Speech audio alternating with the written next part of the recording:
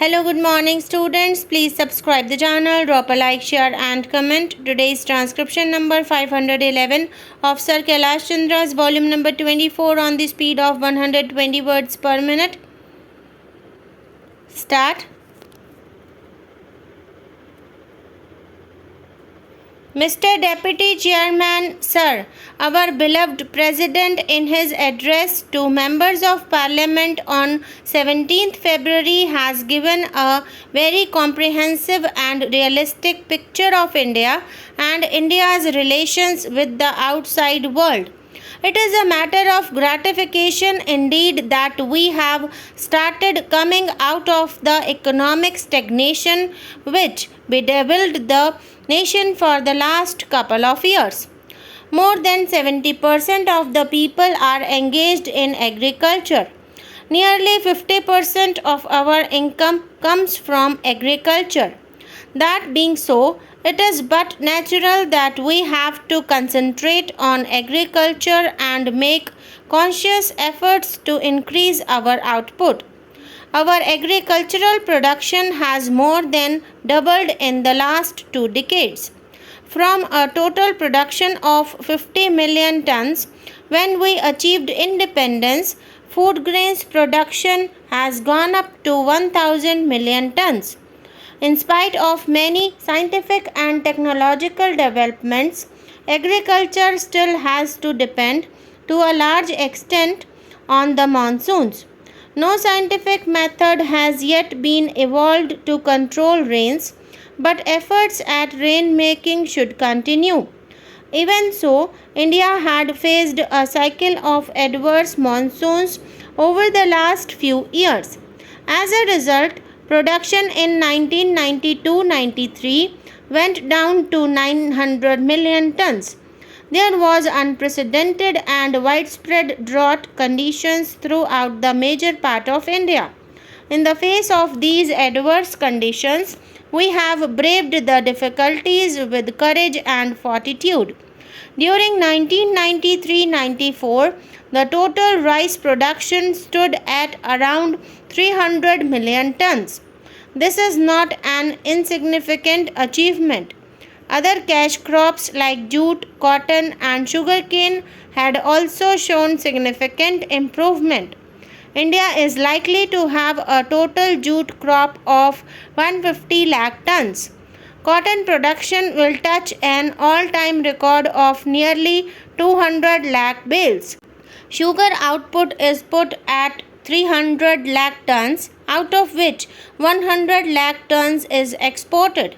These are significant pointers to a meaningful policy being followed by the government. Thanks to the realization and strengthening of the public distribution system, India has been able to look after the minimum needs of the most vulnerable sections. The public distribution system needs nearly 10 million tons of food grains annually. The government is confident of meeting this obligation without much difficulty.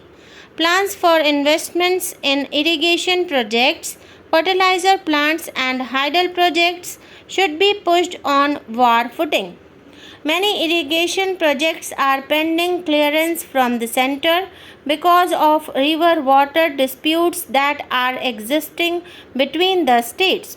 Recently, a silver lining was seen in the sky with the 3 chief ministers of Karnataka, Tamil Nadu and Kerala agreeing in principle to constitute the Kaveri River Valley Authority to settle the allocation of water for each state.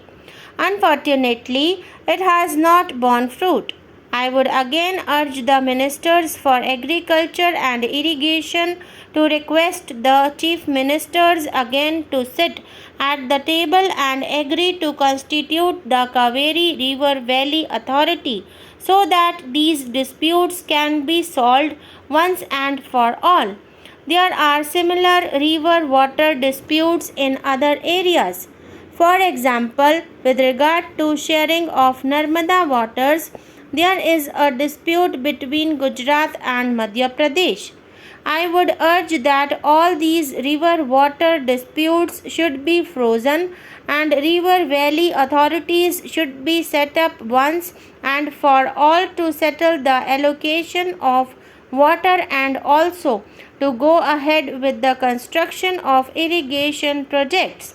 Coming to industry, sir, we all know that the growth rate of industry was almost zero in 1973-74. Thanks to progressive policies and vigorous implementation of those policies, the growth rate now is 3.5%.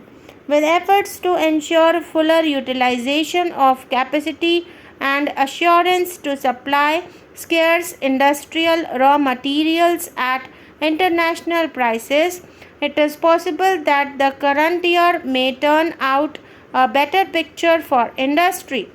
The kingpin of industrial growth lies in coal, steel, and power. Coal production, which was 80 million tons last year, has improved to 90 million tons by now. There is no longer any shortage of steel. Thermal power has gone up by 14% and hydel power in DVC, as has already been stated by the President, has gone up by 34%. There is still power shortage in many states of India, particularly in Tamil Nadu and, to some extent, in Karnataka, Haryana and Punjab. So, the power projects should be given top priority and the power project of Kalindi, for which the foundation was laid by our beloved Prime Minister, should be taken up with speed and completed as early as possible. Mr. Deputy Chairman, sir, you are aware that we had to spend more for import of oil because of the rise in price of oil. It is encouraging to find that we have struck oil offshore in Bombay High, and it is expected that we will be able to produce 100 million tons of oil from Bombay High.